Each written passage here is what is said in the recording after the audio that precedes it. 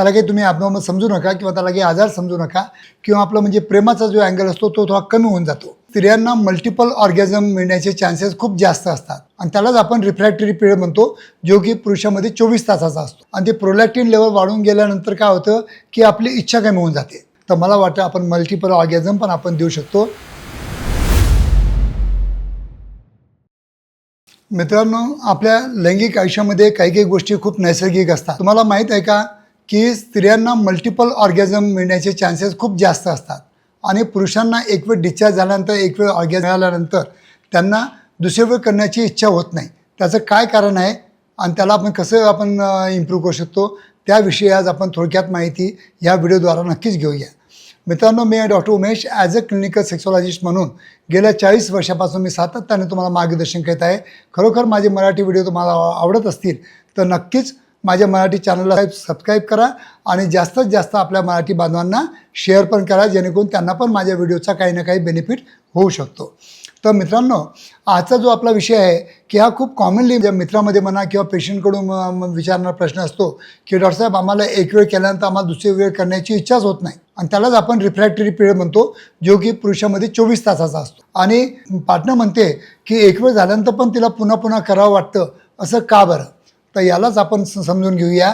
कारण की काय असतं की एक वेळ आपण इंटरकोर्स केल्यानंतर आपल्या पुरुषांच्या शरीरामध्ये प्रोलॅक्टिन लेवल वाढून जाते आणि ते प्रोलॅक्टिन लेवल वाढून गेल्यानंतर काय होतं की आपली इच्छा कमी होऊन जाते, आपला मूड कमी होऊन जातो आणि त्याच्यानंतर आपली ऑक्सिटोसिन लेवल जी आहे ती कमी होऊन जाते. म्हणजे आपलं जे लववालं जे आपलं म्हणजे अँगल असतो किंवा आपलं म्हणजे प्रेमाचा जो अँगल असतो तो थोडा कमी होऊन जातो आणि त्याच्यामुळे आपल्या दुसऱ्या वेळ करण्याची इच्छा होत नाही. आणि एक वेळ केल्यानंतर आपल्या रक्तामध्ये डोपॅमिन खूप वाढून जातं आणि आपल्याला हॅपी करतं. डोपॅमिन इज द हॅपी हार्मोन. तर डोपॅमिन आपल्याला जास्त रिलीज झाल्यामुळं आपल्याला हॅपी करून टाकतं आणि त्याच्यामुळं आपल्याला दुसरी वेळ करण्याची इच्छा होत नाही, म्हणून आपली तृप्ती होऊन जाते आणि दुसऱ्या वेळ करण्याची आपली इच्छा होत नाही. हे खूप कॉमन आहे, नैसर्गिक आहे. त्याला काही तुम्ही ॲबनॉर्मल समजू नका किंवा त्याला काही आजार समजू नका.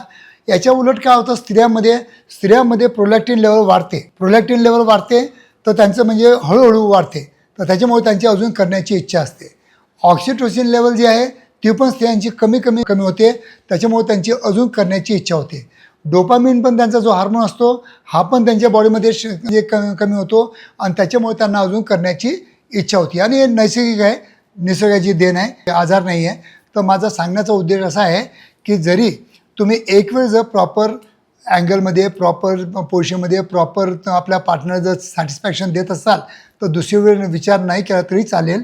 पण जर तुमची काही दुसरी वेळ करण्याची इच्छा असेलच तर त्यासाठी तुम्हाला कंपल्सरी हेल्दी डाईट आणि हेल्दी एक्सरसाइज याच्याकडे तुम्हाला खूप लक्ष द्यावं लागेल.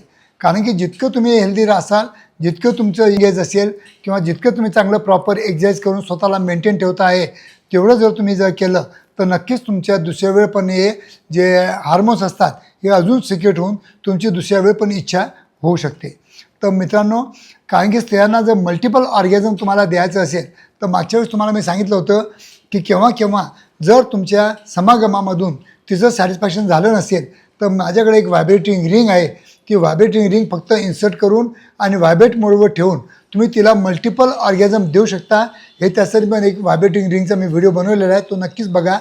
तर स्त्रियांना मल्टिपल ऑर्गॅझमची गरज असते, पण जितकं मल्टिपल ऑर्गॅझम दिलं, मला वाटतं 1 ते 2 वेळा किंवा 3 वेळा, तितकं त्यांचं चांगलं सॅटिस्फॅक्शन होतं आणि त्यांच्याकडून जास्त डिमांड नंतर होत नाही. तर मित्रांनो, ही नैसर्गिक बाब आहे. काही गोष्टी आपल्या हातामध्ये असतात, काही निसर्गाच्या हातामध्ये असतात. पण आपण जर आपली हेल्थ जर प्रॉपरली हेल्दी ठेवली तर मला वाटतं आपण मल्टिपल ऑर्गॅझम पण आपण देऊ शकतो. धन्यवाद मित्रांनो.